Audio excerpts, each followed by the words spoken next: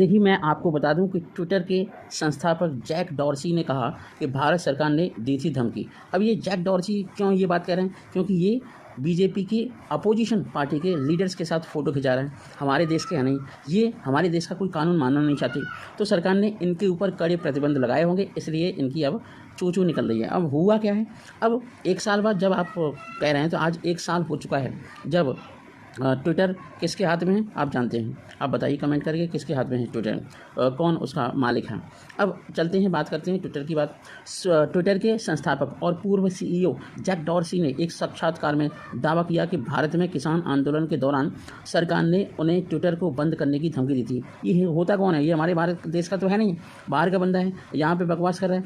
ये चाइना के बारे में कुछ नहीं बोलेगा, वहाँ पर तो ट्विटर को बैन कर दिया गया है। और मैं आपको बता दूँ, खुद अमेरिका का ट्विटर होते हुए भी अमेरिका में कई सारे ऑपरेशंस होते रहते हैं। ये गोरे जो है ना, डबल स्टैंडर्ड की नीति अपनाते हैं, डिवाइड एंड रूल का, जैसा पिछले 300 सालों से करते चले जा रहे हैं वैसा ही ये चाहते हैं। और हमारे देश के कुछ ऐसे नेता अभिनेता हैं जो खाते हैं हमारे देश का, हमारे देश में रहते हैं और हमारे देश में छुरा भोंकने का काम करते हैं। इन लोगों की अकल तब ठिकाने आएगी जब इन पर कड़े प्रतिबंध लगाए जाएंगे और इन पर बिल्कुल भी सख्ती से पेश किया जाएगा और कानून बनेगा। भारत देश सबका है, सबके लिए बराबर कानून है। अगर कोई विदेश की कंपनी भारत में कोई भी व्यवसाय करना चाहती है, ट्विटर कोई ऐसा तो है नहीं है फ्री में आपने ट्वीट कर दिया, आप उसका इंटरनेट का पैसा देते हो, ट्विटर को काफ़ी अरबों रुपए का पैसा जाता है। और ये इतनी बड़ी कंपनी कैसे चला रहा है? करीब 85 देशों में ट्विटर का कारोबार फैला हुआ है। चाइना ने तो कह दिया निकलो यहाँ से, तो चाइना में तो है ही नहीं। चाइना तो वैसे ही सेल्फ डिपेंडेंट है जिस तरीके से यूएस है। बस हमारे देश में भी थोड़ी सी कमी है कि बच्चे सीखते हैं और तुरंत अमेरिका चले जाते हैं, उन्हें बस कम टाइम का देखने को मिलता है। तो चलती है वीडियो शुरू करते हैं। अगर आप मेरे वीडियो पर नए हैं तो आप मेरे न्यू क्वांटम चैनल को सब्सक्राइब करें, इस वीडियो को लाइक ज़रूर करें। मैं आपको एक नई बात बताने वाला हूँ। आजकल जो चर्चा है जैक डॉर्सी के बारे में, तो बात करते हैं। जैक डॉर्सी ने ये कहा कि जब वो भारत में थे तो उनके बहुत सारे पत्रकार यूजर थे। उन पत्रकार यूजर के अकाउंट को बंद करने के लिए मोदी सरकार ने दबाव बनाया था। ये वो पत्रकार रहे होंगे जो सरकार की कड़े आलोचक थे। अरे कड़े आलोचक नहीं, एक टूल किट का हिस्सा थे, और तुम भी टूल किट का हिस्सा हो। साथ साथ मैं आपको जवाब देते चल रहा हूँ। भारत सरकार ने जैक डॉर्सी के इन आरोपों को बिल्कुल खारिज कर दिया। अब भारत सरकार की कहानी बताएं। भारत सरकार में IITians पढ़े लिखे लोग हैं, तो ऐसा तो है नहीं कि आप कुछ भी बकवास करोगे और आपको जवाब नहीं दिया जाएगा, तुरंत जवाब दिया जाएगा, मुँह की खानी पड़ेगी। इन आरोपों को खारिज किया है भारत मोदी सरकार ने। आपको बता दें कि मोदी सरकार में आप जानते ही होंगे, इलेक्ट्रॉनिक एवं टेक्नोलॉजी मंत्री राजीव चंद्रशेखर, एक बयान में उन्होंने भारत सरकार की तरफ से कहा कि ट्विटर के दफ्तर पर छापा मारा नहीं गया और न ही किसी को जेल भेजा गया है। समझ लीजिए जैक डॉर्सी, आपको समझ में आती है बात? जैक डॉर्सी के इन आरोपों के बाद भारत में लोग अभिव्यक्ति की स्वतंत्रता और सरकार के रवैये पर सवाल भी उठा रहे हैं। ये वो लोग हैं जो आतंकवादियों की वकालत करते हैं, उनके रूल्स रेगुलेशन को फॉलो करते हैं, उन्हें सपोर्ट करते हैं, और जो आजकल लव जिहाद का मैटर चल रहा है उसे सपोर्ट करेंगे, और धर्म परिवर्तन करने वाले लोगों को सपोर्ट करते हैं। आजकल तो कुछ लोगों को एक धर्म के लोगों के ही बारे में ही, जो आपकी सो कॉल्ड सेकुलर हैं, वो हमारे देश में रहते हैं, अपने देश के बजाय उन लोगों को सपोर्ट करते हैं, और यहाँ नहीं विदेश में जाकर के भी ट्वीट कर रहे हैं, विदेश में जाकर के ट्वीट कर रहे हैं। ऐसा एक कोई कानून लाया जाना चाहिए। इसी को तो कहते हैं। अब आप कह रहे हो फ्रीडम ऑफ स्पीच नहीं है, लेकिन आप वहाँ से कैसे बकवास कर रहे हो, वहाँ से कैसे नेगेटिविटी फैला रहे हो? विदेश में जाके आपके आका यहाँ पर लेके आओ ना उनको, जिन लोगों के साथ आप करनी है ये सब। अब भारत के बारे में काफ़ी कुछ बोला जाता है। अब देखते हैं जैक डॉर्सी ने क्या कहा। जैक डॉर्सी ने ये दावा सोमवार को यूट्यूब चैनल ब्रेकिंग पॉइंट के साथ साक्षात्कार में किया है। जैक डॉर्सी से ताकतवर लोगों की मांगों से संबंधित एक सवाल पूछा गया था। इस सवाल में भारत का नाम नहीं लिया गया। इसके जवाब में डॉर्सी ने कहा कि किसान आंदोलन के टाइम पर दौरान इस भारत सरकार ने ट्विटर को बंद करने तक की धमकी दी थी। अब ट्विटर हमारे देश में रहेगा, कंपनी चलाएगा, दफ्तर खोलेगा, टैक्स नहीं देगा, करोड़ों रुपए के टैक्स बकाया है, तो फिर इस पर जुर्माना नहीं लगाया जाएगा? फिर और क्या है? फिर अब 1 साल बाद तुम्हें तब क्या मुंह में दही जम गई थी कि जब ये सब चल रहा था तभी बोलते? अब आपको क्यों बोलना है? क्योंकि वैसे अपोजिशन के लीडर ये कहते रहते हैं कि भाजपा ये कर रही है, बीजेपी ये कर रही है। मैं ओपनली कह रहा हूँ, और मैं आपको बता दूँ बीजेपी ही आएगी, मोदी एक बार फिर आएगा। जैक डॉर्सी से पूछा गया था, दुनिया भर के ताकतवर लोग आपके पास आते हैं तो क्या क्या मांगे करते हैं, तो क्या आप नैतिक सिद्धांतों वाले व्यक्ति हैं क्या? तो ये जैक डॉर्सी नैतिक सिद्धांत वाला बंदा कैसे हो सकता है? ये तो विदेशी है और वहाँ पे तो डबल स्टैंडर्ड करता है। भारत के लिए इसका स्टैंडर्ड अलग है, अमेरिका के लिए इसका स्टैंडर्ड अलग है।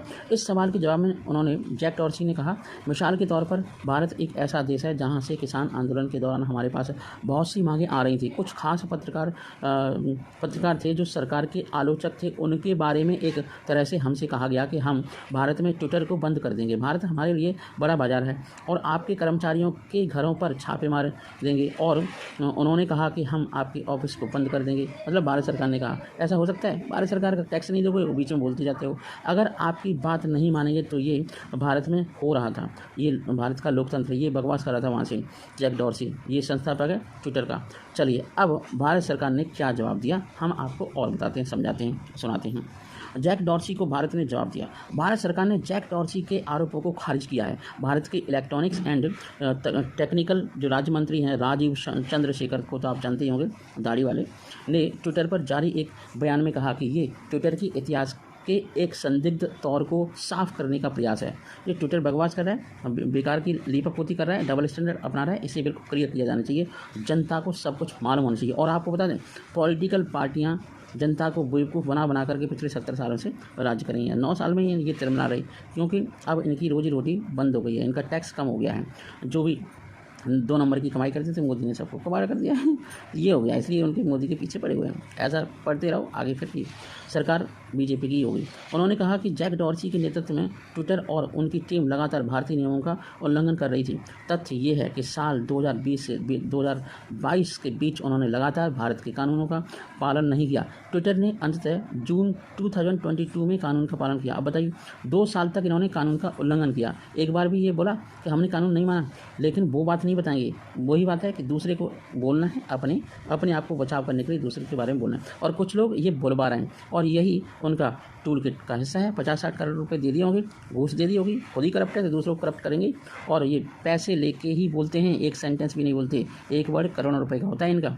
उन्होंने कहा कि ना कोई जेल गया था और ना ही कोई ट्विटर बंद हुआ था। केंद्रीय मंत्री ने कहा ट्विटर ने ऐसा व्यवहार किया जैसे भारत के कानून उस पर लागू नहीं होंगे। इतना 30 मार का बंदा है ट्विटर, जो भारत के कानून के दायरे में रहकर के काम नहीं करना चाहता। भारत एक संप्रभु, एक सॉवरन कंट्री है और कोई ऐसा वैसा कंट्री नहीं, कोई ताइवान थोड़ी है कि हाँ चाइना हमेशा आंखें दिखाते रहता है। उसे ये सुनिश्चित करने का अधिकार है कि भारत में काम कर रही सभी कंपनियां भारतीय कानून का पालन करेंगी। और सही बात है। तब राजीव चंद्रशेखर ने ये जवाब दिया। किसान आंदोलन के समय का हवाला देते हुए राजीव चंद्रशेखर ने यह कहा कि जनवरी 2021 के प्रदर्शनों के दौरान बहुत सी भ्रामिक का मतलब कुछ हो रहा है कुछ बोल रहे हैं जानकारियां दी थी और 750 का आंकड़ा बता दिया कितने लोग मर गए दी थी। और यहाँ तक कि जनसंहार तक की रिपोर्ट आ रही थी, है ना। और ये वहाँ पे करप्टर जितने भी किसान थे वो किसान नहीं थे, अय्याश थे।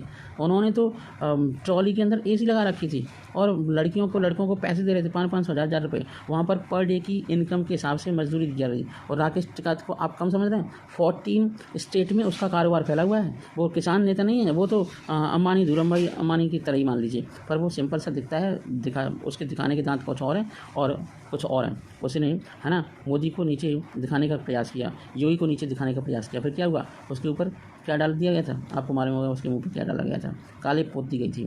भारत सरकार प्लेटफॉर्म से ऐसी जानकारियां हटवाने के लिए बाध्य थी, क्योंकि ऐसी फर्जीवाड़ा की खबरें आ रही थी जिससे हालत गंभीर हो सकती थी। तो हुआ ये, राजीव चंद्रशेखर ने बिल्कुल गाल पर थप्पड़ लगाते हुए ये कहा, ये भेदभावपूर्ण रवैया अपनाने की ज़रूरत नहीं है। और उस पर ये आरोप लगाते हुए कहा कि अमेरिका में भी घटनाक्रम होते रहते हैं और अमेरिका में आप बिल्कुल दुरुस्त रहते हैं। उन्होंने कहा कि जैक के समय में ट्विटर का भेदभावपूर्ण रवैया इस स्तर का था कि उन्हें भारत में तो भ्रामक जानकारियां हटाने से दिक्कत थी, लेकिन अमेरिका में तुरंत हटा दी गई, नहीं तो FBI उनकी अच्छे से कर देता।